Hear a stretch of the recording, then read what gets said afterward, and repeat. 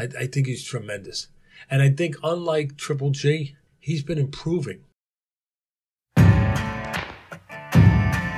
After conquering his fourth weight division in emphatic style and taking out some of the biggest names of today, Canelo Alvarez has very little left to prove in the sport of boxing. With a piece in my hand and bloodshot eyes, I walk to the water for a last goodbye. Finally settling unfinished business at middleweight to then step up to conquer a fourth weight division at light heavy, it's safe to say Canelo isn't one for shying away from a challenge. But as we look into the possibilities of future showdowns for the Mexican, one opponent in particular brings a spark of interest amongst most who follow. So I need to make sure that I'm mentally, physically, everything's focused, I'm on it. But that is the goal. I want Canelo Alvarez. A 29-0 fighter that is yet to taste defeat, and one who carries a standout personality bringing supreme confidence and little respect for all whom oppose him. You are a bum! Look at me! Look at me! You'll beat before you fight me! You'll beat! Though the fight being heavily rumored for some time, an unfortunate turn in events led the desired clash to be postponed for the meantime. This being said, we still attempt to take on the steep task of breaking down a night that could be one of boxing's most incredible matchups. Billy Sanders, right? Yeah. Man, they better leave that motherfucker alone, man. He boxed too good. So if you enjoy our content, don't forget to like, subscribe, and turn on notifications to help our content get viewed by more and more boxing fans around the globe. As we take a look to see if Britain's Billy Joe Saunders really has what it takes to pull off one of boxing's biggest upsets.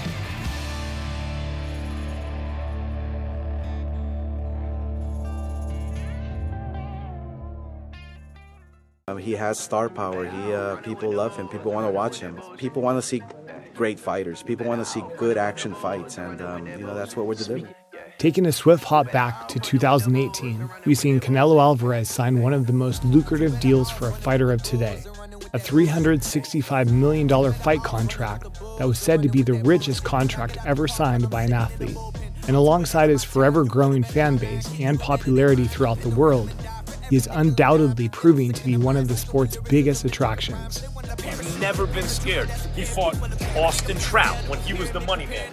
Who in their right mind wants to fight Austin Trout when you're the money man with tens of millions on the line? So far, it's fair to say he holds one of the most stellar records held by any fighter in boxing. And after receiving his 56th win against light heavyweight Sergey Kovalev last year, Kovalev's out! It's over! That fast! There's fifth gear! The Mexican megastar is starting to look more and more unstoppable. With most of Canelo's previous opposition struggling to hurt, outbox, or outsmart him, the task of finding a weakness only seems to become greater. He has to get respect in order to beat this man in front of him, but you do not want to mix it up with Canelo on the inside. All this being said, however, leads to many opinions of the boxing world suggesting that the undefeated Brit could quite possibly expose chinks in the Mexican's armor. I always fancied Billy Joe against Canelo. The style, the speed of hand, the skills, you can't deny them skills. Canelo's got a big punch, yeah, but you can take a punch, can't you? I can take one, yeah. In carrying a unique, slippery southpaw style and carefree attitude, it's not hard to see why. He can move, he's awkward, southpaw, throw some awkward angles. I think if anyone can beat Canelo, it's Billy Joe. Entering his 11th year as a professional and still looking for that elite level showdown, Saunders aims to catapult his name amongst the very best in the division. And with a recent change in promoters and step up to super middle, we can finally expect to see the Brit take on some of the biggest names in the game. I think this guy has the potential to be a pound-for-pound star. Always has that cheeky ability to beat anybody on his day. Of course, a world champion at 168 pounds, but also could still make middleweight. But after only fighting 2 times in 2019 and putting in a subpar performance against Marcelo Caceres in his latest bout, has got people questioning that a step up to fight Alvarez could be much harder for him than expected. Can he take Canelo's power? That's going to be a very, very major question. And can he take the body shots, the body assault? But just a hop back to a year prior demonstrated to the boxing world what the Brit was really capable of, showcasing nothing less than a sweet science masterclass against Canadian puncher David Lemieux. Schooling him in almost every department, to then send a message of intent to the rest of the division. You keep saying you want my WBO belt when I was 14 stone out of shape and wasn't in love with boxing. Then you wanted to fight me. Fight me now. Now fight me. We'll see a different story because you'll be punching fresh air. Looking at the tail of the tape, it's clear that Saunders stands as the taller man by 3 inches.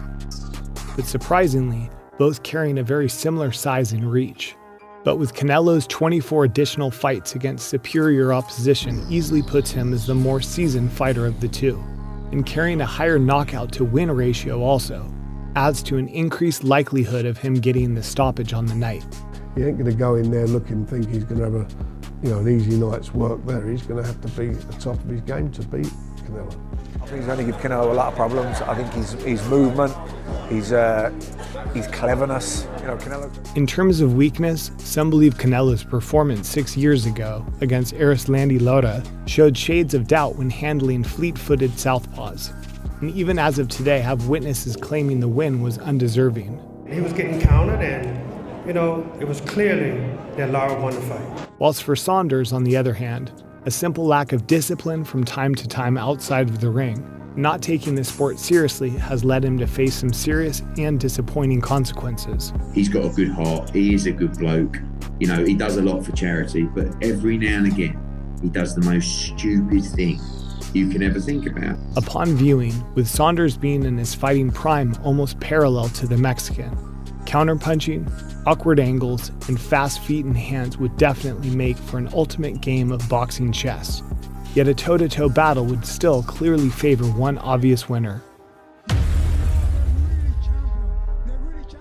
No, también es muy buena pelea. Es un gran peleador, zurdo, difícil. Y pues es campeón. Es campeón, entonces está buena también. Growing up, parents got me a guitar. Said you could do anything, kid, you could go far. Though unscathed, both fighters continue their journey to greatness, both holding, both defending, and both continuing to collect as many belts along the way, and becoming masters of their crafts and defying the laws of defeat. It's safe to say this would no doubt be a fascinating spectacle of today's boxing era. The next thing I want to do is beat the invincible man. Canelo Alvarez. I believe deep in their heart, they'll steer Canelo away from me because I'm all wrong. And though it's disappointing knowing that we're not likely to see these two fighters collide anytime soon, we still constantly witness other big names of the division calling out the pound-for-pound king time and time again. We've been calling you out for a long time. It's that time to show up. Show up. Canelo, let's go, man. Let's unify this division. Let's have one champion. Who do you want to fight next? Everybody knows. But as you know, calling out, stepping up, is two very different things. Cause what you got to lose, got to lose, got to lose, got to lose, got to lose, got to lose, got to lose, got to lose, got to lose, got to lose. In a sport where elite showdowns are increasingly hard to come by, it'll be a refreshing sight to see two prime and highly talented fighters put it all on the line once more. After all, there is no reward without risk.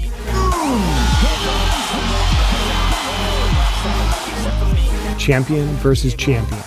Speed versus power. A battle for supreme legacy.